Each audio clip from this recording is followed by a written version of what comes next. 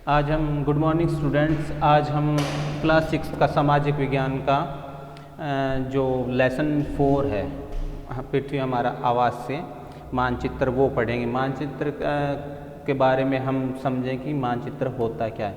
पिछली जो क्लास में हमने पढ़ा था वो ग्लोब के बारे में पढ़ा था। ग्लोब और जो मानचित्र होता है उसमें उन दोनों में ज़्यादा कुछ फ़र्क नहीं होता। दोनों ही किसी भी देश की सीमाओं को या किसी भी देश के भौगोलिक क्षेत्र को दर्शाया जाता है।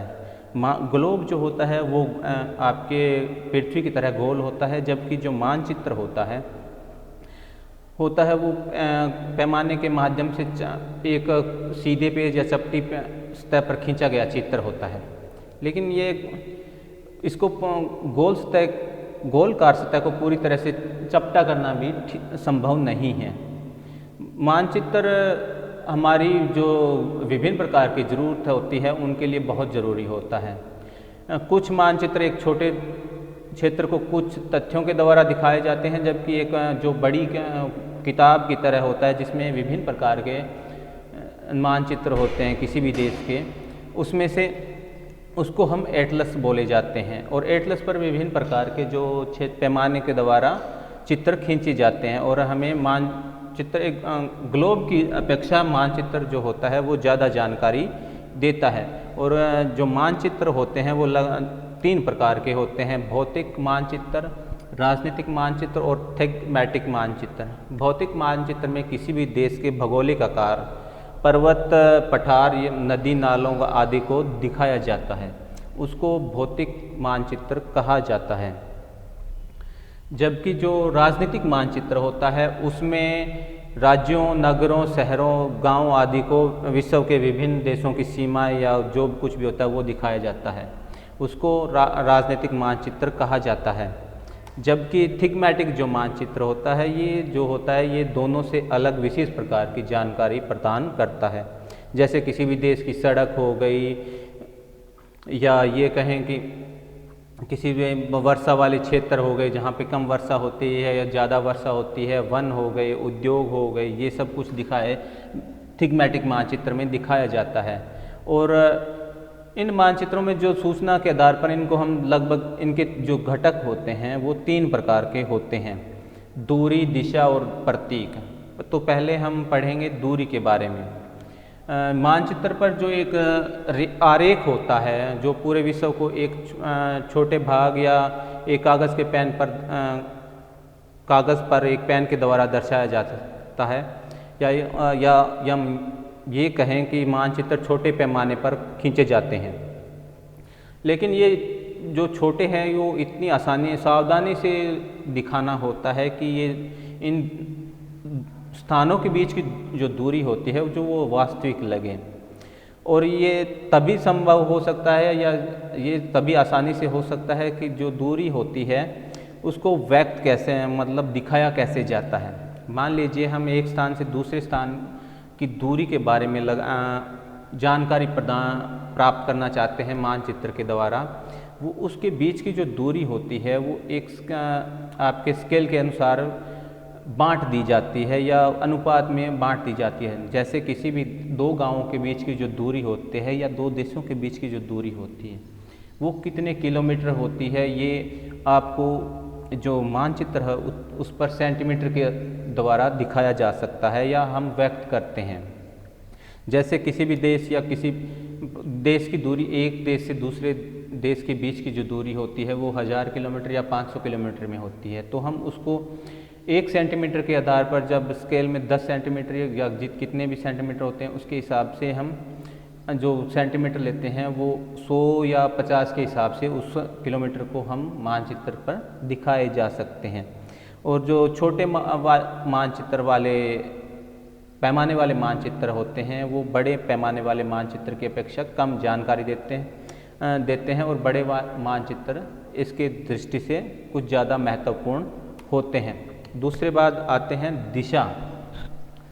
उसके बाद जो मानचित्र में इसके ऊपर जो एक काला सा निशान, जो तीर का निशान दिखाया गया होता है, वो आपको दिशा का ज्ञान दिखाता है, या ये कहें कि जिस दिशा के बारे में वो चिन्ह होता है वो उसी दिशा के बारे में बताता है। जैसे पूरब हो गया, पश्चिम हो गया, दक्षिण उत्तर हो गया, जो कुछ भी होता है वो तीर जिस तरफ होगा वो दिशा को निर्धारित करेगा।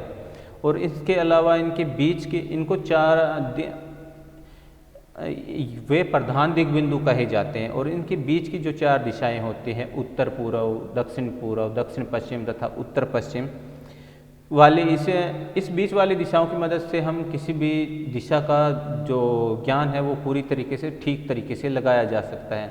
चाहे कैसे भी हो, चाहे किसी के घर से स्कूल की दूरी हो या शहर की दूरी हो, वो हम इन दिशाओं के द्वारा या इस तीर के निशान के द्वारा हम आसानी से पता लगाया जा सकता है।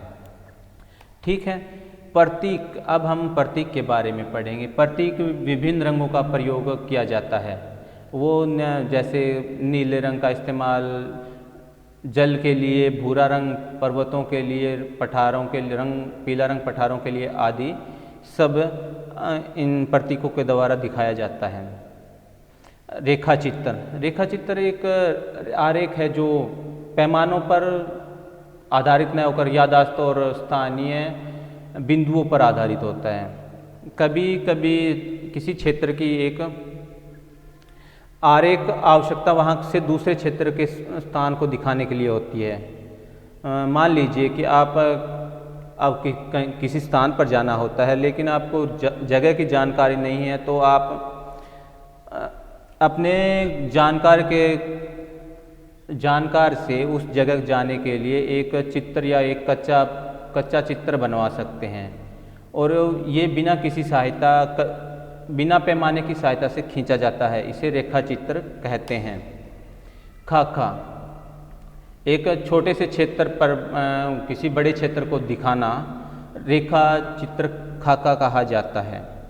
और यह हमें बहुत सी ज़्यादा जानकारी देता है जो हम कभी कभी जानना चाहते हैं। जैसे किसी कमरे की लंबाई चौड़ाई हो गई जो मानचित्र पर दिखाया नहीं जा सकता, या उस समय हम एक बड़े पैमाने वाला एक रेखा चित्र बना सकते हैं जिसे खाका कहा जाता है। तो बच्चों, आज का जो लेसन था वो मानचित्र पर आधारित था, जिसमें हमने पढ़ा था कि मानचित्र और ग्लोब। पिछले लेसन में जहाँ आपने ग्लोब के बारे में पढ़ा था, दोनों ही प्रत्येक देश या किसी भी देश के बारे में जानकारी देते हैं। ग्लोब को हम एक स्थान से दूसरे स्थान पर लेकर जा सकते हैं, लेकिन मानचित्र को भी लेके जा सकते हैं, लेकिन दोनों में फ़र्क होता है। मानचित्र को आसानी से लेके जा सकते हैं हम। मानचित्र के हमने 3 प्रकार पढ़े और उसके 3 घटक थे, जहाँ पर 3 प्रकार जो थे वो थे आपके थिग्मैटिक मानचित्र, भौतिक मानचित्र और राजनीतिक मानचित्र। और उसके बाद हमने इसके 3 घटक पढ़े, दूरी और प्रतीक और दिशा। जहाँ पर दूरी को हम सेंटीमीटर के हिसाब से माप सकते हैं, दिशा को हम किसी के तीर के हिसाब से किसी स्थान की जानकारी प्राप्त कर सकते हैं, जबकि जो मानचित्र होता है वो आपको प्रतीक जो आपको एक स्थान से दूसरे स्थान पर जाने पर बीच में दिखाए जा सकते हैं, या किसी विशेष जगह के बारे में दिखाते हैं, जैसे पानी के लिए नीले रंग, पर्वतों के लिए अलग रंग। ठीक है, आज के लेसन में इतना पढ़ा। उसके बाद हमने रेखा चित्र के बारे में पढ़ा, जिसके बारे में हमने ये पढ़ा था कि किसी की कच्चा मानचित्र बनाना, मतलब किसी के रास्ते के बारे में जानकारी न होने से किसी से उसके रास्ते के बारे में एक छोटे से कागज़ पर जानकारी उतार कर उस स्थान का पता लगाना। और उसके बाद खाका था, जहाँ पर एक छोटे से मानचित्र पर जिसका हम मानचित्र पर जानकारी नहीं ले सकते, उसको खाका के द्वारा दिखाया जाता है। तो बच्चों, अगले भाग में हम इस लेसन के क्वेश्चन आंसर करेंगे। धन्यवाद।